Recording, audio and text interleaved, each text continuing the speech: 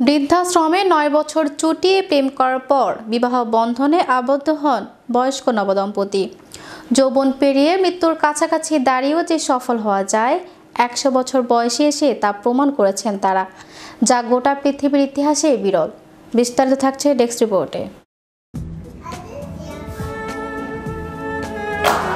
বৃদ্ধাশ্রমে ৯ বছর চুটিয়ে প্রেম করার পর বিবাহ বন্ধনে আবদ্ধ হন বয়স্ক নবদম্পতি।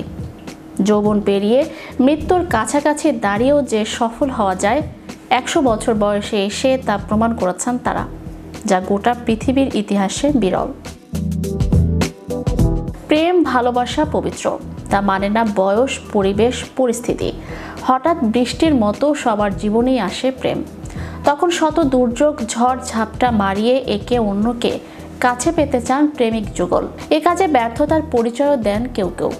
কিন্তু যৌবন পেরিয়ে মৃত্যুর সন্ধিক্ষণে দাঁড়িয়েও পরিণয়ে যে সফল হওয়া যায়, ১০০ বছর বয়সেও তা প্রমাণ করেছেন এই নবদম্পতি, যা গোটা বিশ্বকে তাক লাগিয়েছেন। বিশ্বের সবচেয়ে বয়স্ক নবদম্পতি হয়ে তারা রীতিমতো বিস্ময়ের জন্ম দিয়েছেন প্রেমে ব্যর্থ মানুষদের হৃদয়ে। বৃদ্ধাশ্রমেই তাদের পরিচয় ও পরিণয়। প্রেমিক বার্নি লিটম্যানের বয়স ১০০, আর প্রেমিকা মার্জরি ফিটারম্যানের বয়স সামান্য বেশি, ১০২ বছর। জীবনের প্রান্তে এসে তারা প্রমাণ করলেন তাদের ভালোবাসা কতটা খাঁটি ও নির্মল।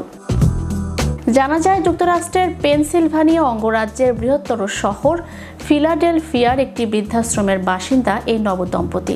দুজনেই এখন থাকছেন বৃদ্ধাশ্রমের একই তলায়। মার্জরির স্বামী এবং বার্নির স্ত্রী বেঁচে নেই, তবু জীবনের শেষ সময় দুজনের কেউই ভাবেননি অন্তিম সময়ে এসে পেয়ে যাবেন ভালোবাসার মানুষ। বৃদ্ধাশ্রমে ৯ বছর চুটিয়ে প্রেম করার পর ১৯ মে বিবাহ বন্ধনে আবদ্ধ হন তারা। এর মাধ্যমেই গিনেস বুকের নাম লেখালেন বিশ্বের সবচেয়ে বয়স্ক নবদম্পতি হিসেবে। প্রেমের সময়টাও ছিল চমৎকার। বৃদ্ধাশ্রমের এক কস্টিউম পার্টিতে বার্নি প্রথম দেখেন মার্জরিকে। সেদিনই মার্জরিকে মনে ধরে বার্নির। এরপরই দুজনের মধ্যে সম্পর্ক গড়ে ওঠে। কিছুদিন পর বার্নির নাতির সন্তানের জন্মদিনে তারা দুজন পরস্পরের সঙ্গে জম্পেশ আড্ডা দেন।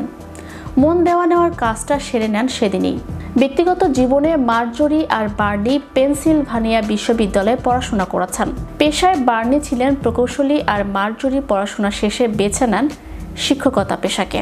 দুজনে একই বিশ্ববিদ্যালয়ে পড়লেও কেউ কাউকেই চিনতেন না। জানা যায়, তাদের বিয়ের অনুষ্ঠানটি হয় ঠিক যেখানে তাদের প্রথম দেখা হয়েছিল। বার্নির নাতনি সারা সিজারম্যান জানান, শতবর্ষী জুটির বিয়ের খবরে পুরো পরিবারই রোমাঞ্চিত। তারা একে অন্যকে জীবনসঙ্গী হিসেবে পেয়ে দুজনই ভাগ্যবান মনে করছেন। একে অন্যের প্রতি বেশ যত্নশীল, বিশেষ করে করোনা মহামারীর সময় দুজন দুজনের পাশে ছিলেন। পরিবারের সদস্যদের ধারণা ছিল তাদের যা বয়স তাতে কেউই বিয়ের কথা ভাববেন না, কিন্তু এই বয়সে বিয়ে করতে চেয়ে নিশ্চিতভাবেই সবাইকে তাক লাগিয়ে দিয়েছেন তারা। চ্যানেল ইউরোপ, বিনোদন ডেস্ক।